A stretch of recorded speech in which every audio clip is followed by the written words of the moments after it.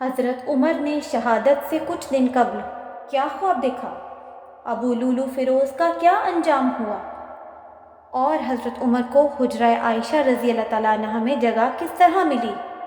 اس video کو مکمل دیکھیے گا تاکہ آپ کو ان سوالات کا جواب مل سکے۔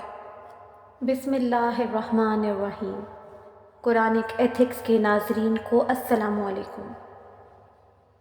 یکم محرم الحرام حضرت عمر کی شہادت کا دن ہے۔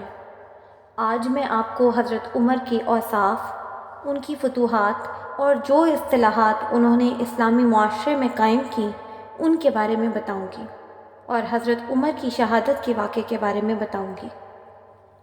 حضرت سیدنا عمر فاروق حد درجہ ذہین، بہادر اور بالغ النظر تھے۔ قرآن پاک کے متعدد احکامات آپ کی رائے کے مطابق نازل ہوئے، مثلاً اذان کا طریقہ اور عورتوں کے لیے پردے کا حکم وغیرہ۔ آپ رضی اللہ تعالیٰ عنہ شجاعت اور فصاحت و بلاغت میں بہت بہترین تھے۔ آپ نے اپنی زندگی کا اکثر و بیشتر حصہ فیضان نبوت سے سیرابی میں بسر کیا، مگر محتاط مزاج کی بنا پر احادیث کی روایات بہت کم فرماتے۔ آپ رضی اللہ تعالیٰ عنہ کے دور خلافت میں مسلمانوں کو بے مثال فتوحات اور کامیابیاں حاصل ہوئیں۔ آپ کے دور خلافت میں 3600 علاقے فتح ہوئے، 900 جامع مساجد اور 4000 مساجد تعمیر ہوئیں۔ حضرت سیدنا عمر فاروق نے اپنے دور خلافت میں بیت المال اور عدالتیں قائم کی، عدالتوں کے قاضی مقرر کیے۔ آپ نے سن تاریخ کا اجرا کیا جو آج تک جاری ہے، مردم شماری کروائی، نہریں کھدوائیں، شہر آباد کروائے، دریا کی پیداوار پر محصول لگایا، تاجروں کو ملک میں آنے اور تجارت کرنے کی اجازت دی، جیل خانہ جات قائم کیے، راتوں کو گشت کر کے رعایا کا حال دریافت کرنے کا طریقہ نکالا، پولیس کا محکمہ قائم کیا، جا بجا فوجی چھاؤنیاں قائم کی، تنخواہیں مقرر کی، مکہ معظمہ سے مدینہ منورہ تک مسافروں کے لیے مکانات تعمیر کروائے۔ حضرت عمر فاروق کو پورا یقین تھا کہ انہیں شہادت نصیب ہوگی۔ حضرت انس بن مالک فرماتے ہیں کہ ایک دفعہ رسول اللہ صلی اللہ علیہ وآلہ وسلم جبل احد پر چڑھے۔ ان کے ہمراہ حضرت ابوبکر صدیق رضی اللہ تعالیٰ عنہ، حضرت عمر فاروق رضی اللہ تعالیٰ عنہ اور حضرت عثمان غنی رضی اللہ تعالیٰ عنہ بھی تھے۔ پہاڑ لرزنے لگا۔ حضور نبی کریم صلی اللہ علیہ وآلہ وسلم نے پہاڑ پر اپنا پاؤں مبارک مارا اور فرمایا، اے احد ٹھہر جا، تجھ پر اس وقت ایک نبی، ایک صدیق اور 2 شہید موجود ہیں۔ حضرت سیدنا عمر فاروق نے 23 ہجری 21 ذو الحجہ کو اپنی زندگی کا آخری خطبہ جمعہ ارشاد فرمایا۔ اس خطبے میں حضرت عمر فاروق نے اپنے ایک خواب کا بھی تذکرہ فرمایا اور اس کی از خود تعبیر بھی فرمائی۔ انہوں نے فرمایا کہ میں نے ایک خواب دیکھا ہے، میرا خیال ہے کہ یہ میرا پیغام وفات ہے۔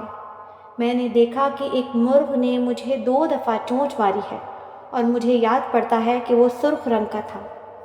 جس وقت آپ پر حملہ ہوا، آپ نے فجر کی نماز کے لیے تکبیر تحریمہ کہی ہی تھی کہ ایک مجوسی غلام ابو لولو فیروز آپ رضی اللہ تعالیٰ عنہ پر حملہ آور ہوا، پھر اپنا 2 دھاری خنجر لے کر دائیں بائیں وار کرتا ہوا آگے بڑھا، یہاں تک کہ اس نے 13 حضرات کو زخمی کیا، جن میں سے 7 حضرات شہید ہو گئے۔ ایک صحابی نے اس ملعون پر کپڑا ڈال کر جب اسے جکڑ لیا تو اس ملعون نے خودکشی کر کے اپنے آپ کو جہنم واصل کر لیا۔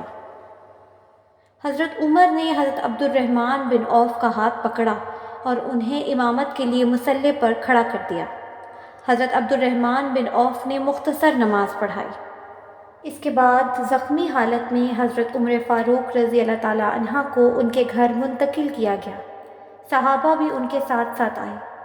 صحابہ بتاتے ہیں کہ یہ اتنا المناک دن تھا، ایسا محسوس ہوتا تھا جیسے لوگوں پر اس سے پہلے کبھی اتنی بڑی مصیبت نہیں آئی۔ پھر آپ رضی اللہ تعالیٰ عنہ کے لیے دودھ لایا گیا جو آپ نے پی لیا، لیکن وہ پیٹ کے زخموں کے رستے نکل گیا۔ یہ دیکھ کر لوگوں کو یقین ہو گیا کہ امیر المومنین کی شہادت یقینی ہے۔ حضرت عبداللہ ابن عمر سے آپ نے ارشاد فرمایا، دیکھو بیٹے، میرے ذمے کتنا قرض ہے۔ حساب لگایا گیا تو کل قرضہ تقریباً 86,000 تھا۔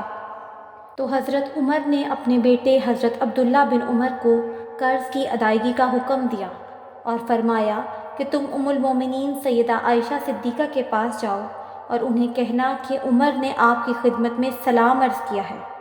ان سے عرض کرنا کہ عمر بن خطاب اپنے 2 ساتھیوں کے ساتھ حجرے میں دفن ہونے کی اجازت مانگتا ہے۔ حضرت عبداللہ ابن عمر نے ام المومنین کی خدمت میں حاضر ہو کر سلام کیا اور اجازت لے کر حجرہ میں داخل ہو گئے۔ دیکھا کہ ام المومنین سیدہ عائشہ صدیقہ رو رہی ہیں۔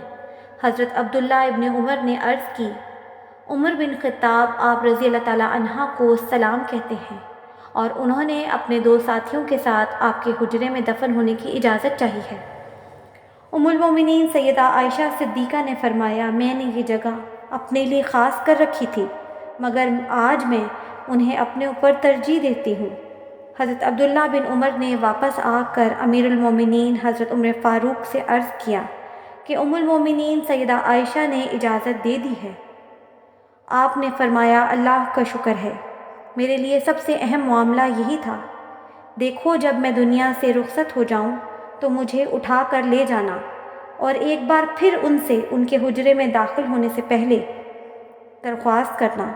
اگر اجازت مل جائے تو حجرہ اقدس میں دفن کر دینا، اور اگر اجازت نہ دیں تو مجھے مسلمانوں کے قبرستان میں دفن کر دینا۔ اللہ تعالیٰ حضرت عمر پر اپنی رحمتوں اور برکتوں کا نزول فرمائے اور ہمیں ان کے اوصاف پر عمل کرنے کی توفیق عطا فرمائے، آمین۔